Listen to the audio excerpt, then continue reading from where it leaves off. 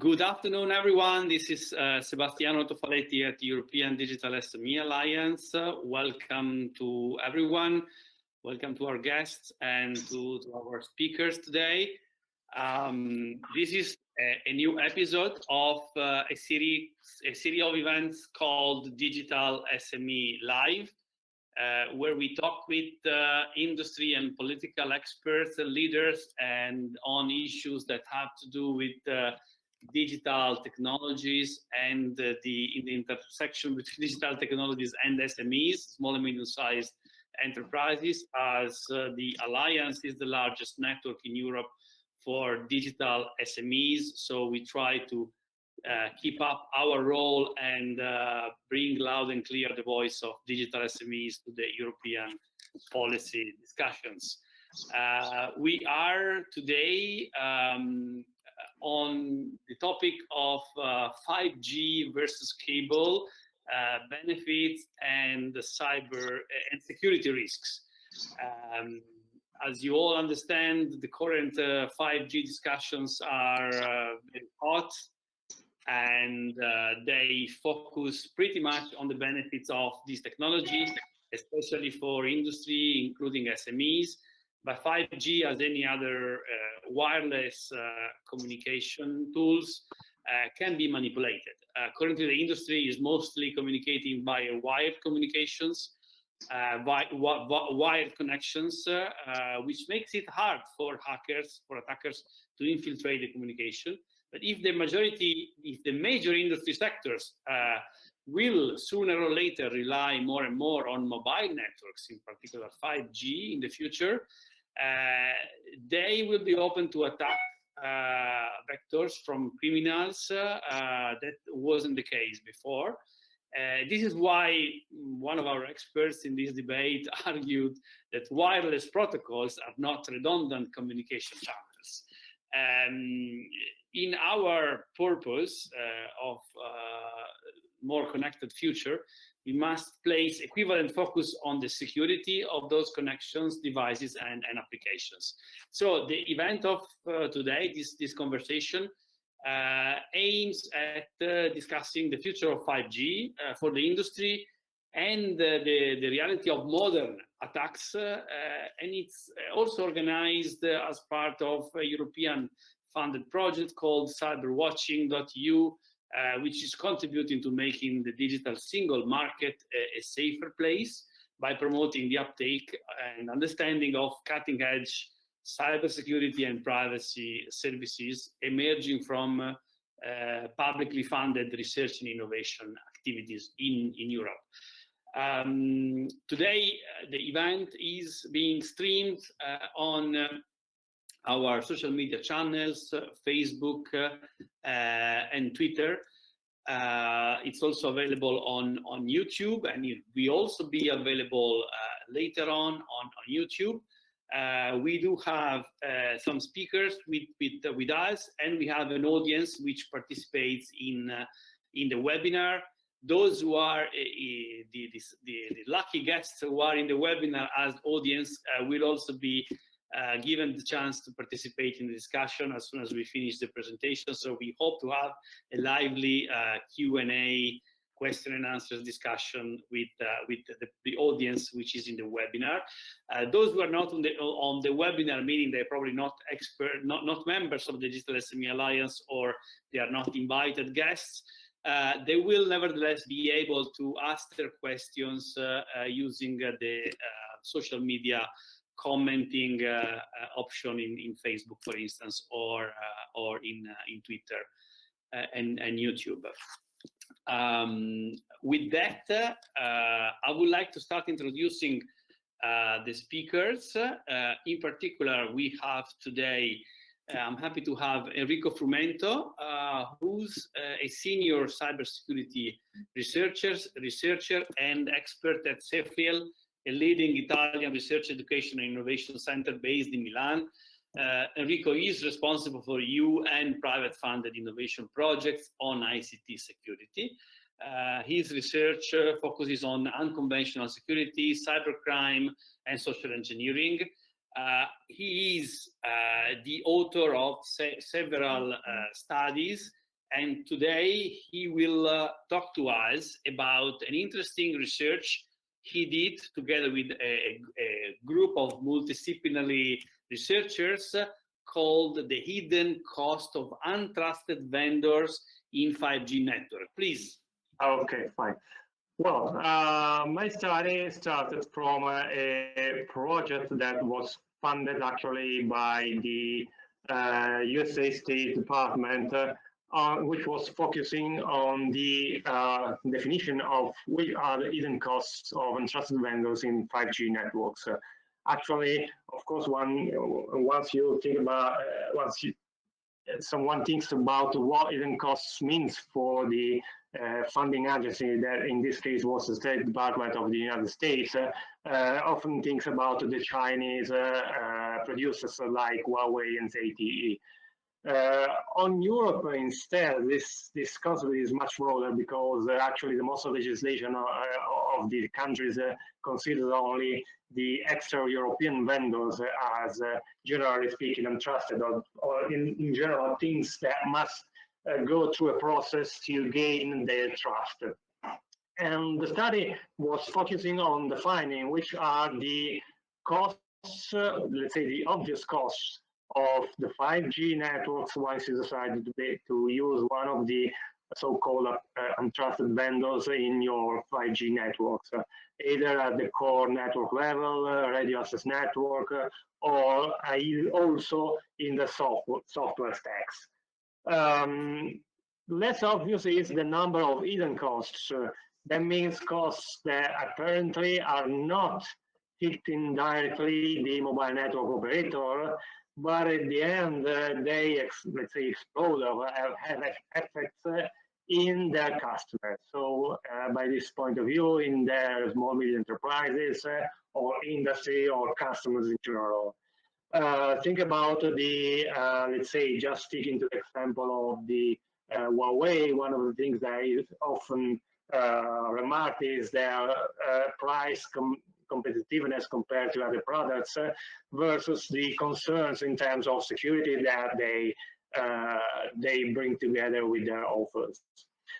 So, well, Sheffield, what is just as cybersecurity is just an innovation center that works on cybersecurity, transferring the research results into the innovation, and that is what we've done in this study.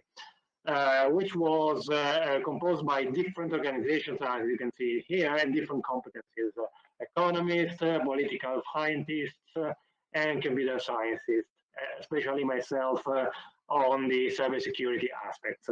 The study went through the definition of policy paper that defined and evaluated all the costs at the general level, and then for national country studies for Germany, Italy, Portugal, and France, in which we defined, which is the stage of the debate, the situation in general in terms of the impact of untrusted vendors in developing 5G networks, and the economic consequences in terms of possible breaches or problems or needs, for example, to rip and replace all the devices that are present on the networks.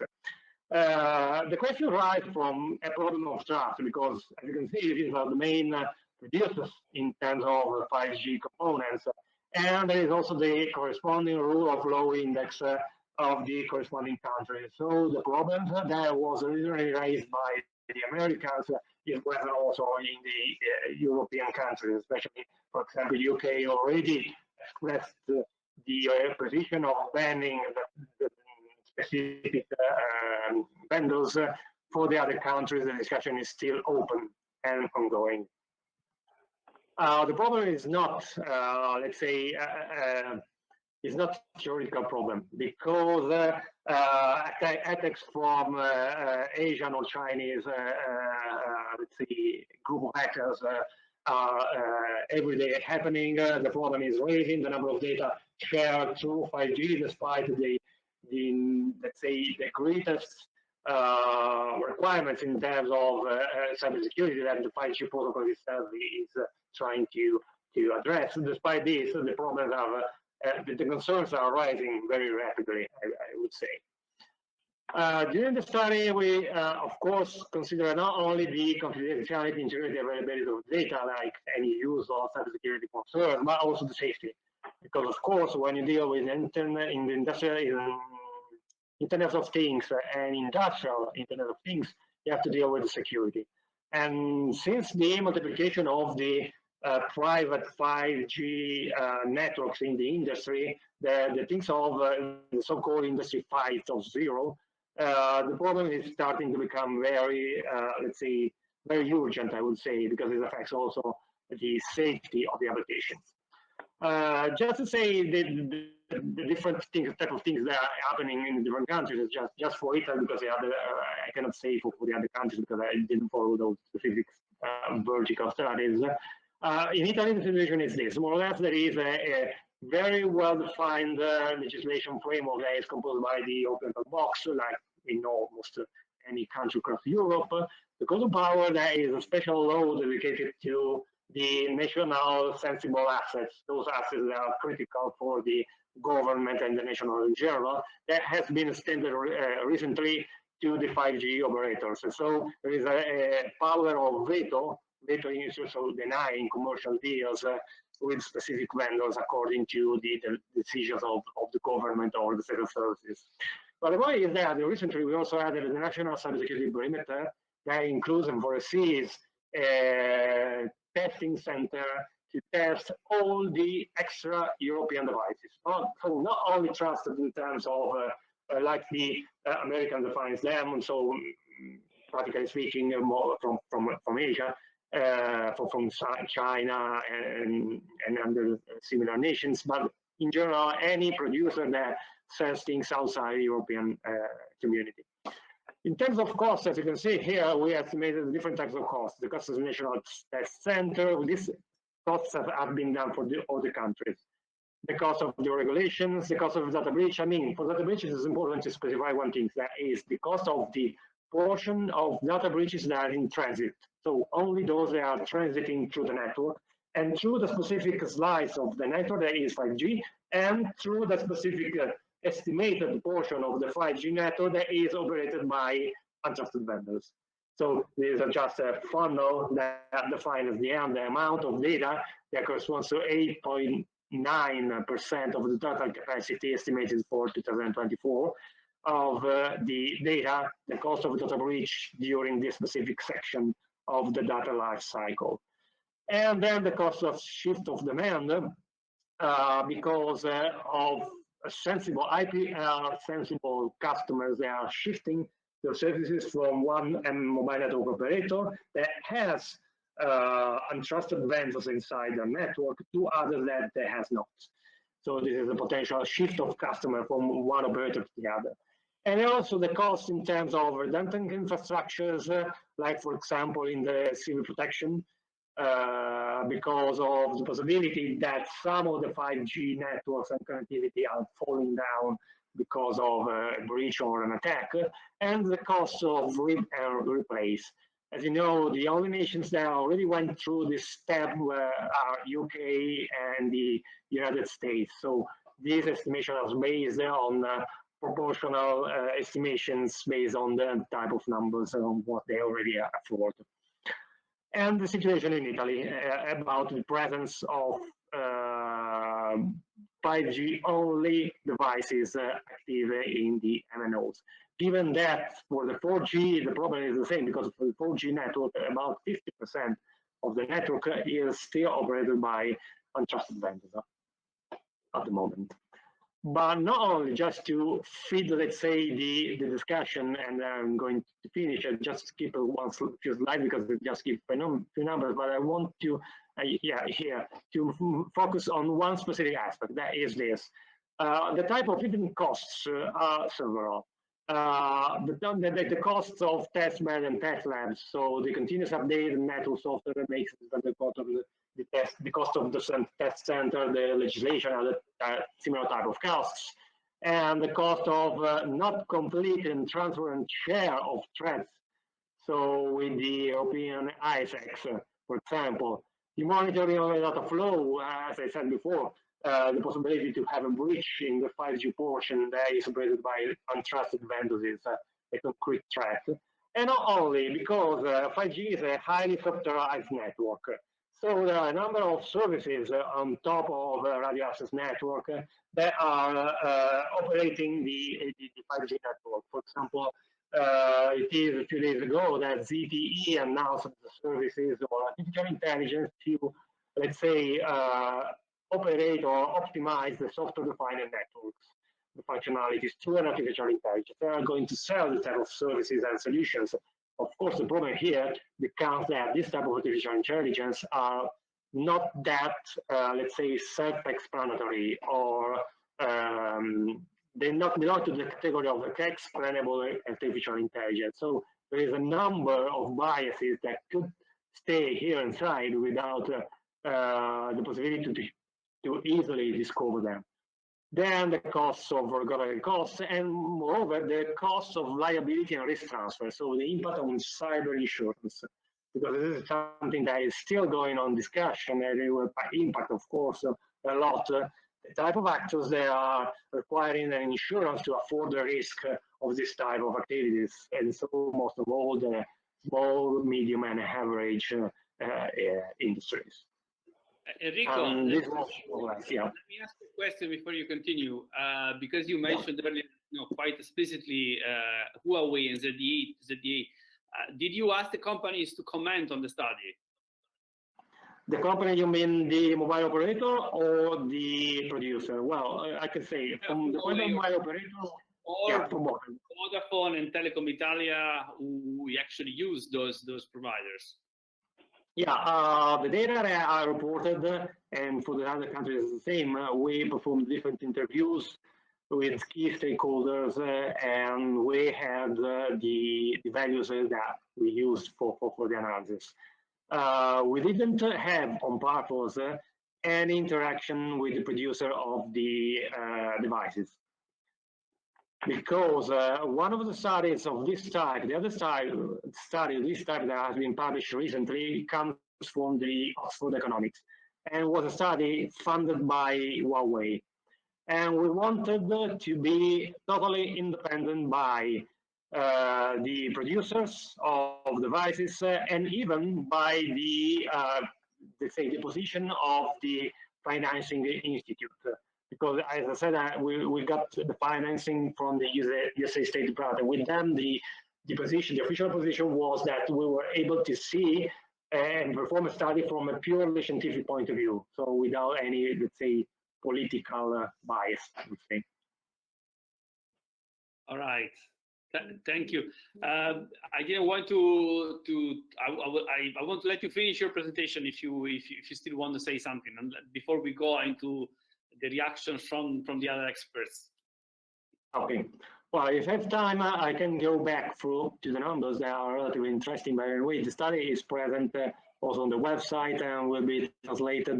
The study is composed by a policy study that defines the model, the economic model, and the general impact of this problem in the 5G networks. And the 4 country studies that are translated also in the national languages. So, for example, in Italian, there will be the policy paper and the Italian country study. The same happens for French, Germany, and Portuguese. So, for example, on the other side, it's interesting to see what is the obvious cost. The obvious cost of malicious vendors, let's say in this way, is that the portion of the 5G network that is operated by these vendors is totally go offline. I mean, that is the worst scenario. In our study, we depicted the 3 scenarios. The first one is the Armageddon scenario, in which the devices of untrusted vendors are actively, let's say, operated by a foreign country in a warlike scenario. The realistic one is that there are more or less little portion of, let's say, infiltration and espionage or exfiltration of data to some of the operators, and this is that scenario that is likely, let's say, to be the most worrisome, at least from the documents of the United States State Department. For us, we just limited, let's say, ourselves to estimate the impact on different countries of a situation like this. That is more or less comparable to a lockdown due to let's say, is comparable to the hardest lockdown scenarios in which the factory and industry stops working for the COVID reason, but in a way the economic effects are more or less the same. And this is the more or less the estimation of these obvious costs.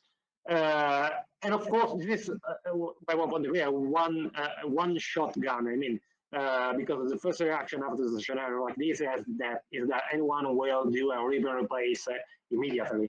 So it is just one shotgun by this point of view.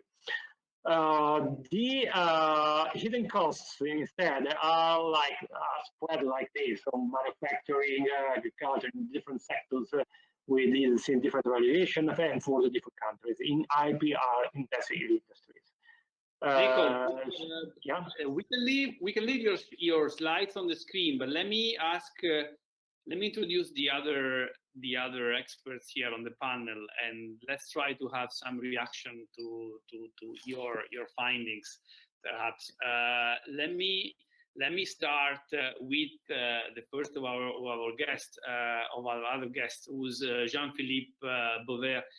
Jean-Philippe is owner and business angel investor himself in a company called GridCop, and he's also manager at Eolia Media Company.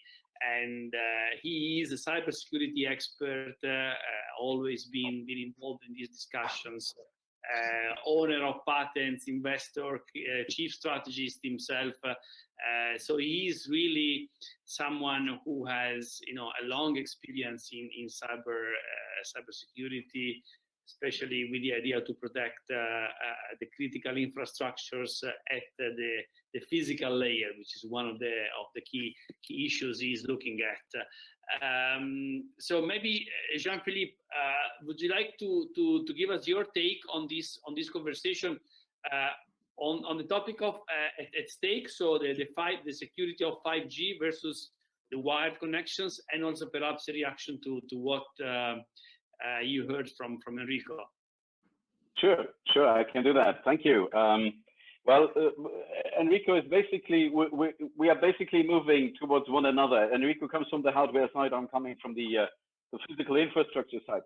All this basically made me think of a good old saying of André Malraux, who said in 1968, back that's long time ago, probably a number of our listeners were not even born at the time, that the 21st century will be mystical or won't be at all. And I would like to paraphrase that. 5G will only become the quantum leap in communications technology if it manages to combine security and trust. Otherwise, it won't be. And Enrico has spoken a lot about the trust side of life.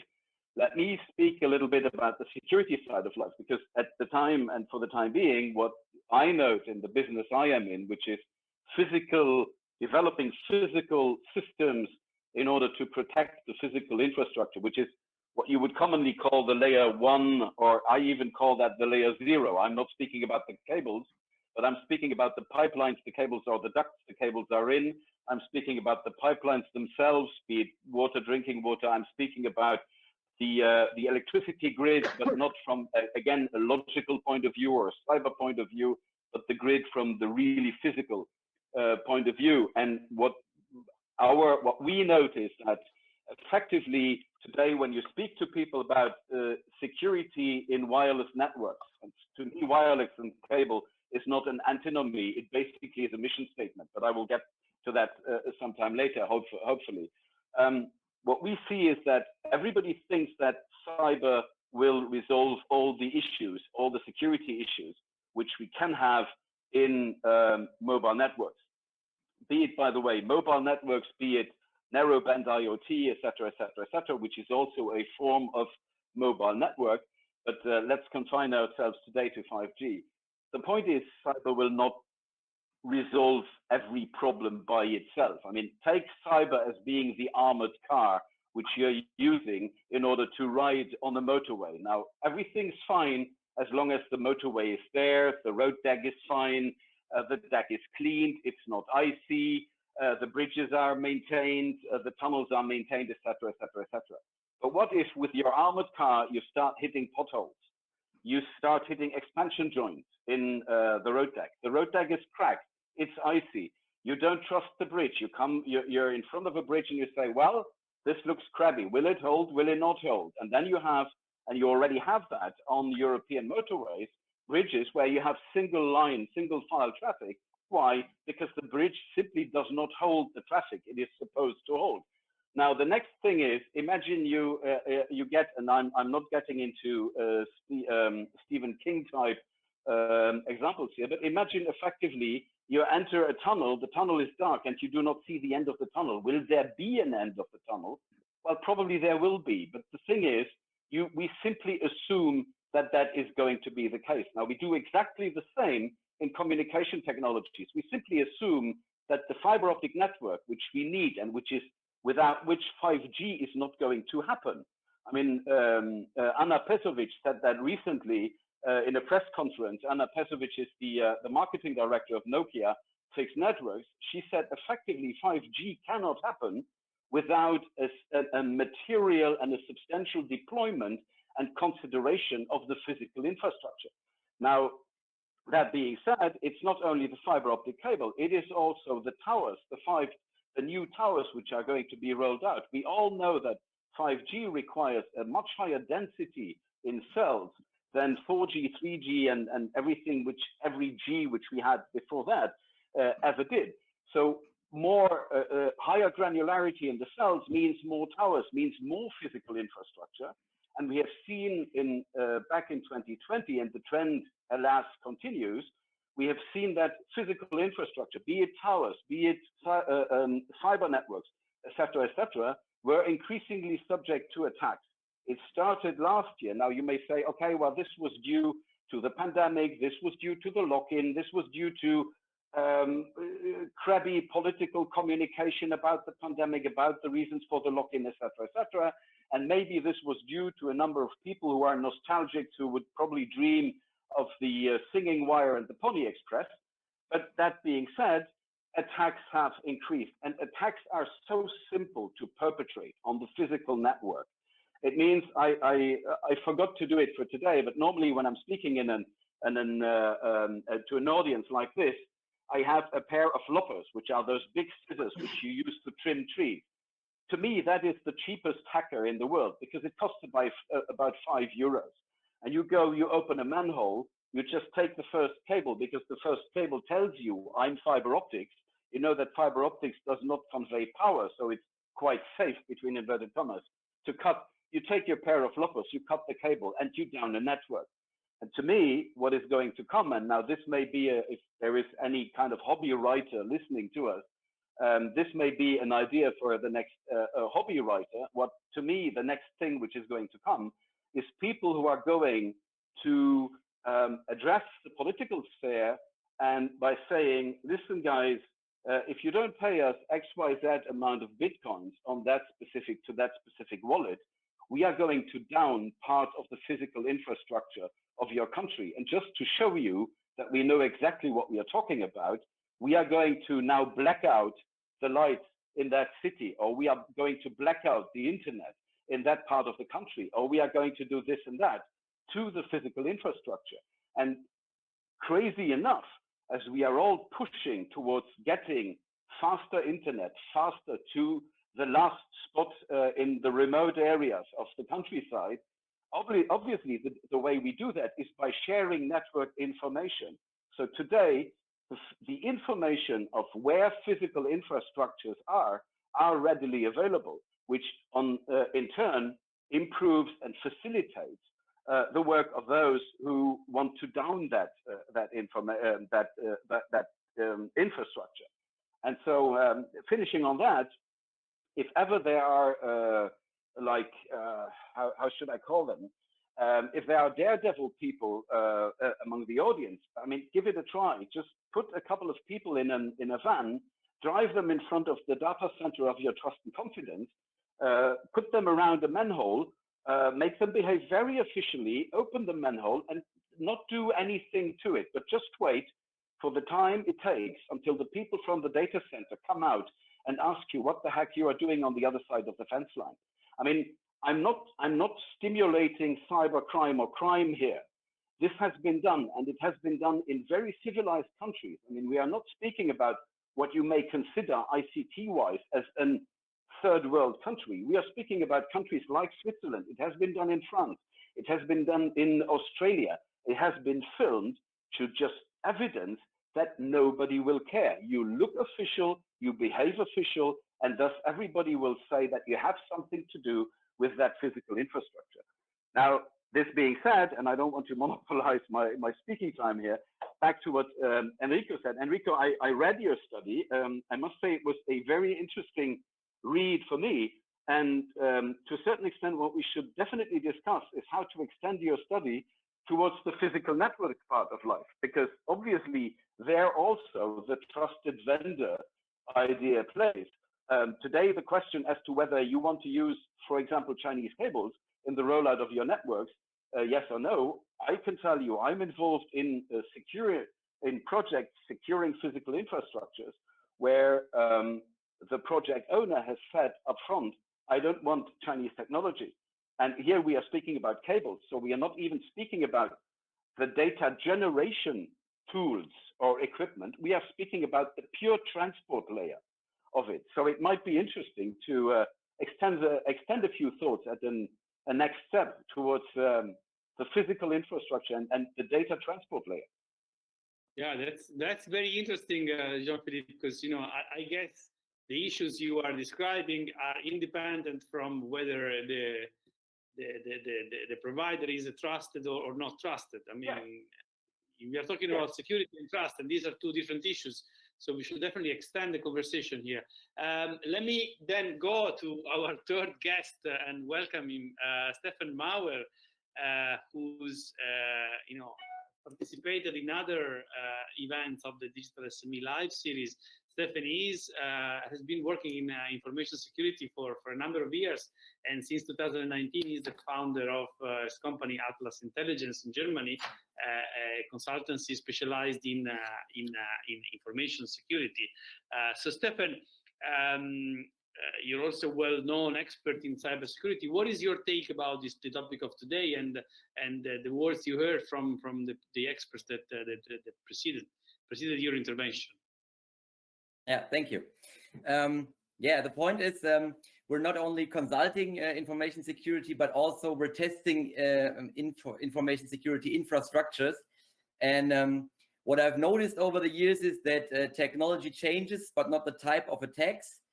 And this is something I also see in the 5G discussion. Everybody's talking about licensing, deployment issues within 5G, and high-level security within the 5G protocol.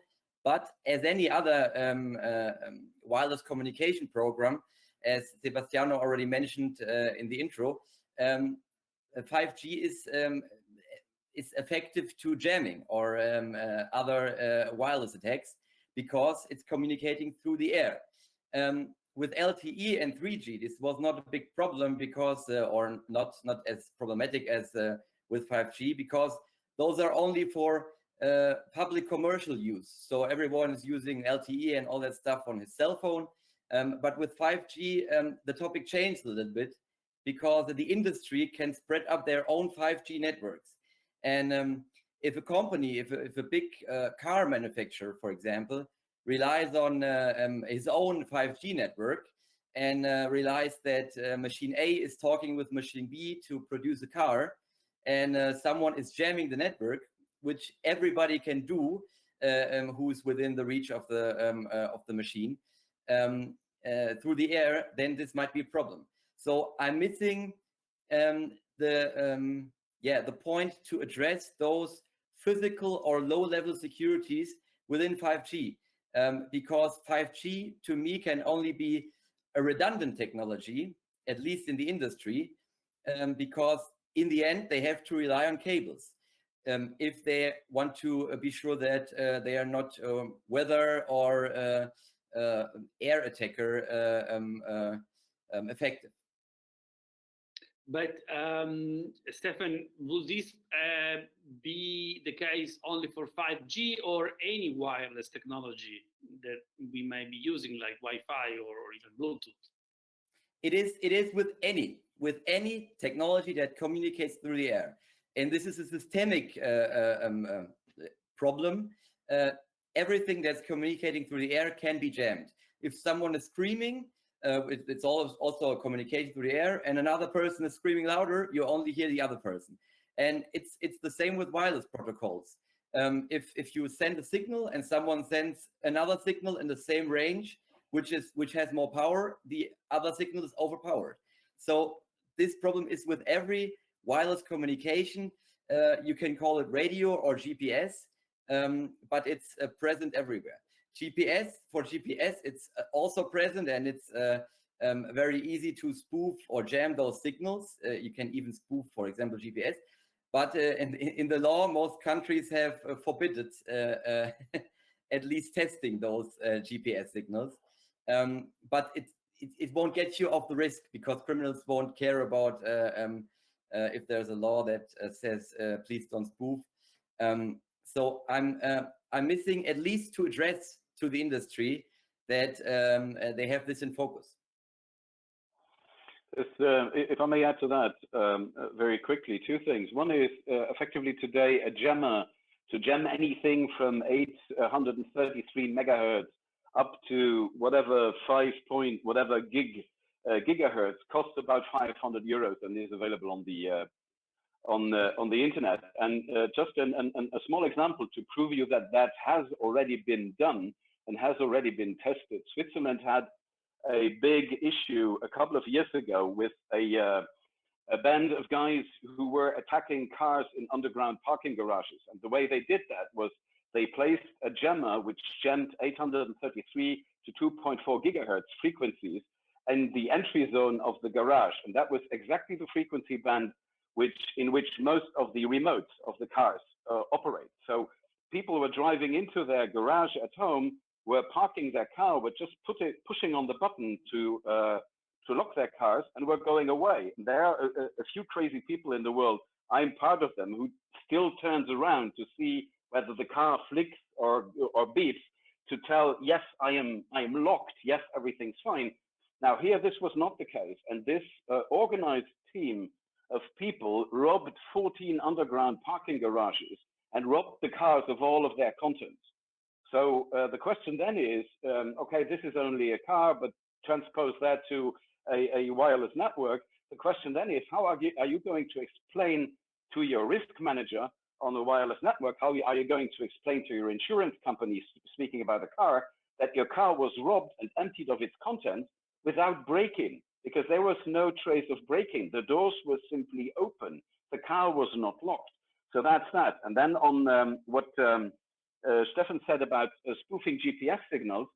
Now, with all due respect to you, Stefan, this is not that easy as it sounds, but it is feasible. And it has been proven a couple of years ago when Iran downed a military drone by the US through a spoofed GPS signal. The drone thought it was in secure territory, and ultimately it was over Iran, and it was downed over Iran. So it is effectively feasible. That's just as a matter of concrete examples. It's actually surprisingly easy in a special environment, and when you prove that the signals won't leave your building, you can, of course, test those signals within the lab. Yes. We did that a couple of years ago, and there's no protection within the protocol. So if you spoof GPS signals and you lay your cell phones, your mobile phones on the table, you can tell them you're in Paris, and they think you're in Paris. They don't rely on the triangulation of the LTE signal or something. They completely rely on a GPS signal. If you spoof for original GPS signal, the mobile phone will notice that. And then we thought, oh, this is maybe why on a free field you're not able to test such things, because there is no security implementation with that. And I agree with you. It really depends, but let's not get into this. We're speaking about 5G, not about GPS. But again, I agree with you. It really depends on, and it's a question of authentication factors the device uses. If the device just uses a blunt GPS signal and does not wonder about triangulation, does not wonder about the constellation of satellites the device sees, does not add GNSS, does not add a time code, does not add other elements which you would use today in a multi-factor authentication in order to verify a signal, then yes, it is a relatively easy go. Right. On top, just a comment. Yes, Enrico, I was wondering what is your take on this, because your study certainly did not address these issues, but the gentlemen, they have greatly enlarged the scope of potential issues related to 5G. Yeah, well, I want to add two things. First of all, is in our study, we consider on this purpose only the fraction of the data that is supposed to travel over the untrusted vendor and over the 5G network, just in order to give an idea of how much the presence of these components impacts on the overall amount of data that is traveling over the network in general. So just to give an idea of, let's say, which is the impact in terms of possible data breaches. And this became, let's say, relatively low, I would say, in terms of impact. But by the point of view of the problem that was raised by Stefan, that is about the wireless connections in general, who scream louder, gets the signal. A few years ago, there was an interesting experiment published in a conference at DeepSec in Vienna. That was about building what's called is an open base station. That is an open software developed by the new radio community that was used to build hardware and software stacks of an LTE base station that was used to inject back to the device connected to the base station, let's say, buffer overflows that was used to exploit and take control of the connected devices. Then in that case, the devices were connecting to the base station that was sending the more powerful signal because of the attacker proximity was stronger than the signal of the official base station. And this attack was really successful because it helped to completely knock down all the attached devices. And in an industry, just being outside the walls of the company, this opened for a new dimension of war driving. I mean, not only attacks against Wi-Fi, but also attacks against 4G and 5G potentially.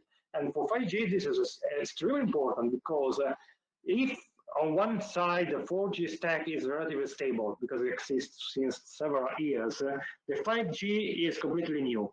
And if you think about also the development of the Open RAN interface, that is another area of development for the 5G. It is even more complex. We talk about hundreds of millions of code lines that are not tested because there is a pressure to spread the services, to release the stack and the definition as fast as possible. So the security testing is much of the times, in most cases, neglected. And we will face bugs like this for years. So combining the two things that I said is that, as you see on the screen, the total, let's say, weight of the portion of the track that is going to be likely on a 5G potentially vulnerable sector of the network is estimated to be relatively low, let's say 10% more or less. But the point is that our destiny is to face much more, let's say, vulnerabilities on the 5G part of the communication than in the past, as was happening in the 4G years ago. Okay, but let me then ask a question to all the speakers, because, okay, when we are talking about industrial applications, of course, very often 5G can be also in many cases replaced with other wireless technologies like Wi-Fi, Bluetooth, and so on. So, okay, it's gonna be shifting a little bit the scope of this event, which was cable against 5G. But what is your take on the question 5G versus other wireless technologies in terms of security? Do you have an idea which one will be your preferred option depending on the application? I don't know who wants to take this difficult and perhaps unexpected question. I already spoke so much, I will leave the other two start. Yeah, I can answer that one. From everything I know from the 5G protocol, it has some security advantages other than before the other protocols we had before, because manufacturers of the protocol learned from the other protocols, from the issues we had there. So it has really some nice security improvements that other wireless protocols don't have, and it's very dynamically. You can use it in very different ways for very different use cases, which makes it a very nice protocol. But let me go back to the 5G spoofing problem, and we have to point out some solutions for the industry. This is what I think is needed, because if a manufacturer builds up his own 5G network, it must be mandatory to implement security aspects within his own network that can detect or prevent such attacks, because only of the fact that it's every wireless protocol is spoofable does not mean that there are no security preventions you can do to at least make it very hard for an attacker or prevent it. We have this already implemented on a lot of wireless routers within big companies. If you have a company that is using a very good wireless setup within their building, and you bring up your own wireless network within their company, this will get spoofed or jammed from their own network. So there are some security techniques we can have there, but the industry must be clear that this is not an option. This must be mandatory. If you want to spread up your own 5G network, it must be mandatory, at least to me, that you implement those security implementations to not get it jammed. Okay, that's clear. Do you have a different opinion, Jean-Philippe? I don't. I would love to have a different opinion, guys, but I can only confirm that my thorough wish, and this sounds like a conclusion, but I know we are far away from the conclusion.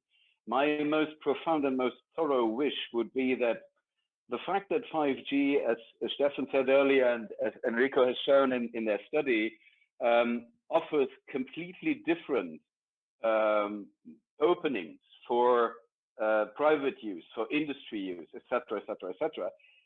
My wish would be that horizontality and the increased verticality of 5G in terms of technology will help us really reconsider the aspects of security in wireless, and then increase the matrix of the security components to be considered, and add, among others, the physical layer to that, but also, and that's also something which I believe this event will help foster, that is foster awareness on the user side.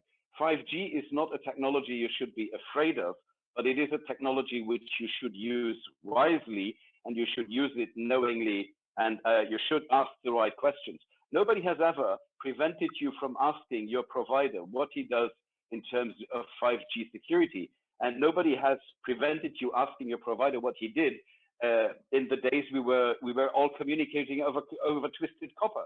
So use it wisely, and use it responsibly. And to me, those are a couple of things which I would love 5G to foster in the thinking process, also on the technology side. And obviously what Stefan said, which is basically that security by design aspect, which becomes more important now than ever.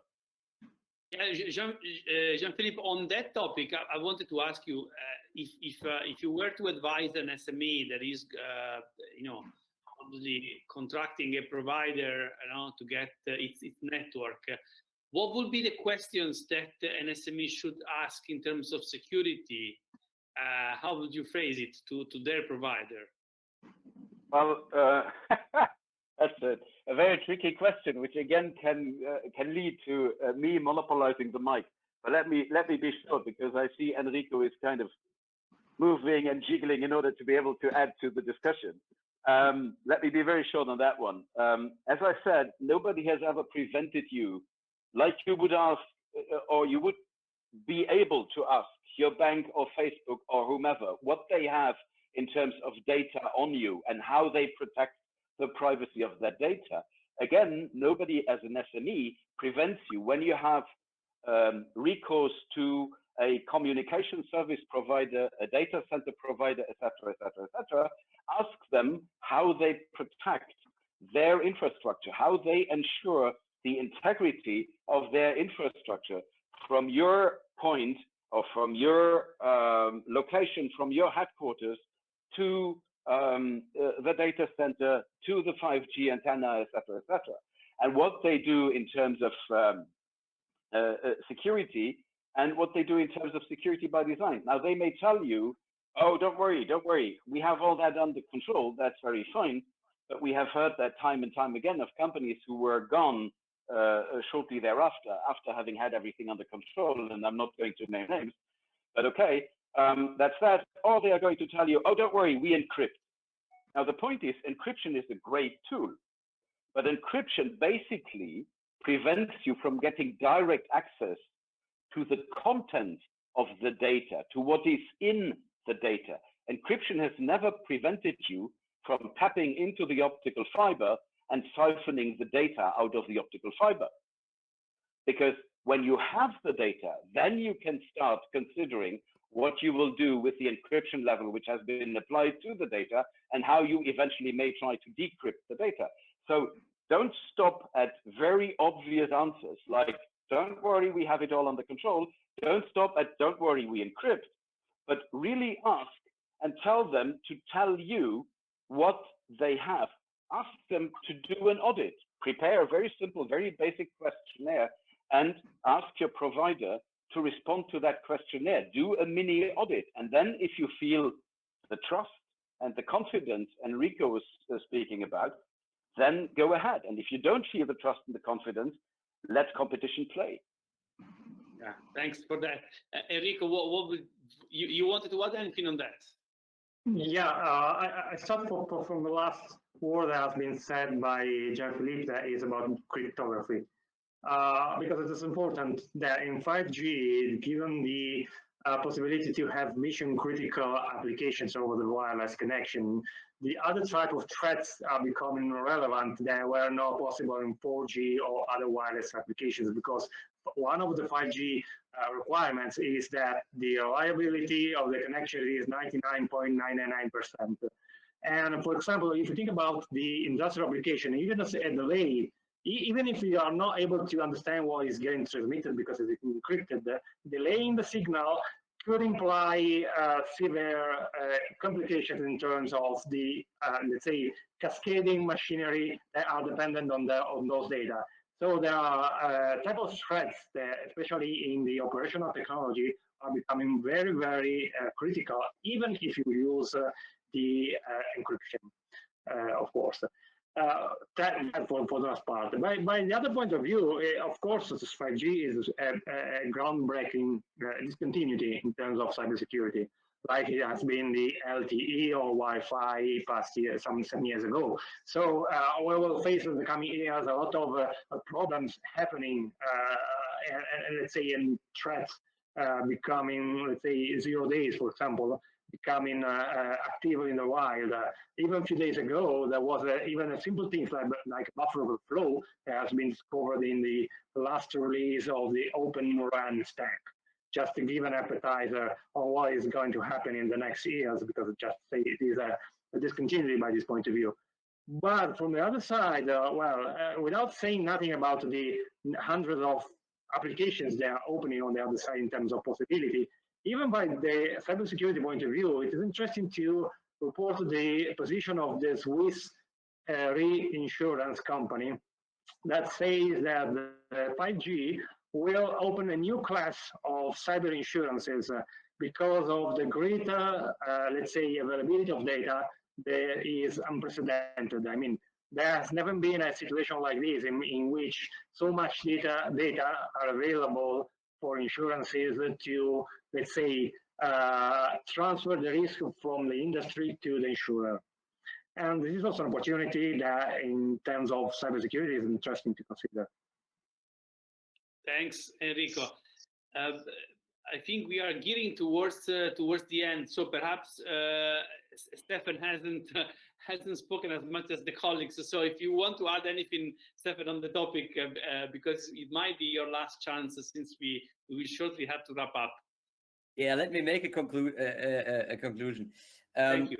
To me, what Jean-Philippe mentioned, it's completely right. You have to ask, you have to check the technology you use in terms of security. But especially for SMEs, it all to me breaks down to one point. The first thing you need to do in your small and medium enterprise is make someone responsible for information security. Because if no one is responsible for that topic and only responsible for digitalization at all, he won't ask about security issues because he has always in mind to make something productive, build something, create something, configure something. And if you're the one who builds the building, you're not the one who says, "Oh, didn't do that very good, choosing that provider or implementing that technology." So what we need, and what to me every SME needs, is someone responsible for information security. It must not be an information security expert, but someone who says, "Okay, I'm responsible that this company does with every technology it has the best in information security it can get for the amount of effort." And this is something which is really needed. We already have that one, this position in data protection, and it's also needed for information security.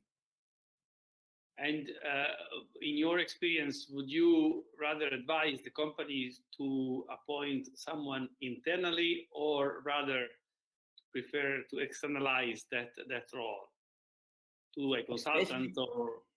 Especially with SMEs, it's hard to build up a position only responsible for information security. Because of that fact, it's better to address externals like us. Of course, and if the company is big enough, of course you can build up your own information security responsible. But you have to consult someone or ask someone in terms of information security before rather just implementing or buying technologies and doing it historically. Then. Yeah, this reminds me of the skills strategy that the Digital SME Alliance published in 2019, Skills Strategy for 2030, and on the request of the Commission, and where we highlighted the fact that SMEs are not islands, they live in ecosystems. So you cannot have all the skills and all the knowledge internally. You have to rely on what you have around you, and these are other companies, other providers, consultancies, or whatever, that will provide you with the skills. So it's important to think about SMEs as something that lives in an ecosystem, not that lives alone. It's not like a multinational company that can have everything internal. With this, I'm afraid it's already 5 o'clock, so we have to wrap up and close this very interesting conversation. I'd like to thank again Stefan Mauer, Enrico Frumento, and Jean-Philippe Beauvert for joining me today to this Digital SME live episode. We look forward to the next opportunity to talking to you guys, experts, and to other friends of the European Digital SME Alliance. The recording of this episode is going to be available on our YouTube channel and on our website, and it's going to be, of course, free of charge. And feel free to contact us if you want to propose other topics for the next episodes of Digital SME Live. Good evening and goodbye, everyone. Thank you. Thank you.